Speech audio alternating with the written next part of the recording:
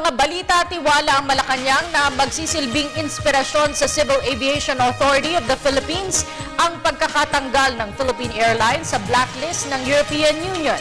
Sa kanyang pagharap sa mga bisita sa palasyo kanina, sinabi ni Pangulo Aquino na ang aksyon ng European Union ay iba yung magsusulong ng industriya ng turismo sa bansa. Si Elena Luna sa detalye. Bagaman naging abala ngayong linggo, magiliw na humarap si Pangulong Aquino sa kanyang mga bisita sa palasyo. Itinuring ng Pangulo na isang break mula sa iba niyang trabaho ang pakikisalamuha sa may 500 balikbayan na bahagi ng 8th Ambassador Consul Generals and Tourism Directors Tour of When looking at your faces, I was wondering if you're all still being victimized by jet lag.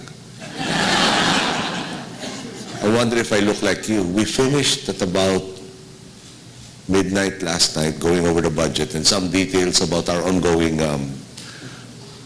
negotiations on the annexes of the framework peace agreement with the Bangsamoro. So it took us quite a long while, and I have to admit the energy level was a bit down this morning until I read the papers, which surprisingly had tremendous good news left and right, and that's kind of unique. I think I will preserve my copy of today's paper for posterity, just in case they never repeat it again. Isang dahilan ng pagngiti ng Pangulo ngayong umaga ang pagtanggal sa blacklist ng European Commission sa Philippine Airlines. Today, I am pleased to announce that they have made stunning progress. It began back in March with the International Civil Aviation Organization lifting the significant safety concerns that they had previously identified in our country.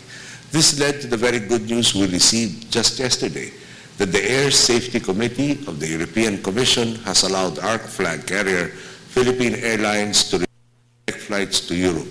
CAAP has achieved one of its major goals, and I extend my full gratitude and congratulations to its head, General Hotchkiss, and all who worked to make this possible. Higit itong magpapalago sa industriya ng turismo sa Pilipinas na unang araw pa lamang ng Administrasyong Aquino ay kanilang isinusulong. Sa talumpati ng Pangulo, ibinalita niya na sa 2013 report ng World Economic Forum Travel and Tourism Competitiveness Index, number 1 ang Pilipinas sa tinawag na government spending on tourism as a percentage of GDP.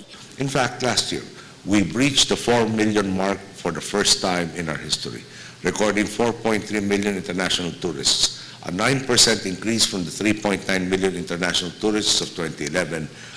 Not to mention, in 2011, we recorded 37.5 million domestic travelers, which surpassed our target for 2016.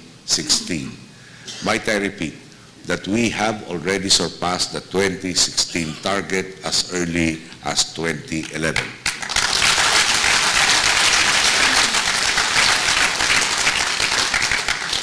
Of course, we are always looking to improve on our performance, so we have decided to put just a little bit more pressure on Secretary Jimenez. So from 35 million, the domestic tourism target for 2016 has been adjusted to 56.1 million travelers by 2016. And of course, 6.8 foreign tourists by next year. Ayon sa Pangulo, ang mga tagumpay na ito ay lalo pang magtutulak sa gobyerno para higit na magtrabaho. Para sa Telebisyon ng Bayan, Elena Luna.